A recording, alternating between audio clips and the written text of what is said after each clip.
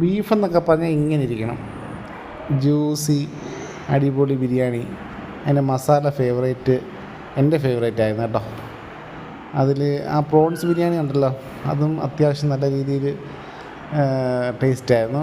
കേശു ആണെന്നുണ്ടെങ്കിൽ ഫുൾ നല്ല രീതിയിൽ കഴിച്ചാണ് കേട്ടോ, വയറ് ഫുള്ളാണ്.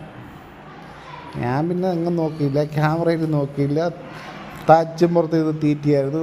പ്രോൺസും ബീഫുമാണ് ഓരോന്ന് വാങ്ങിയത്.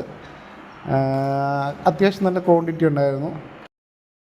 അപ്പോൾ ഈ ബിരിയാണി എത്രത്തോളം സോഫ്റ്റ് ആണെന്നൊക്കെ നിങ്ങൾ രണ്ടുപേരുടെയും കഴിപ്പിൽ നിന്ന് മനസ്സിലായിട്ടുണ്ടാവും കേട്ടോ. അപ്പം ഞാൻ ട്രൈ ചെയ്തത് ബീഫും പ്രോൺസും ആയിരുന്നു.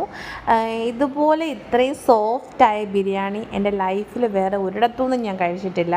അപ്പോൾ എല്ലാവരും കോഴിക്കോടൊക്കെ പോകുന്ന ആൾക്കാരാണെങ്കിൽ മസ്റ്റായി ട്രൈ ചെയ്യുക. കോഴിക്കോട് റാഹത്തിലെ ബിരിയാണിയാണിത്. അപ്പം എല്ലാവർക്കും നല്ലൊരു ശുഭദിനം നേരുന്നു.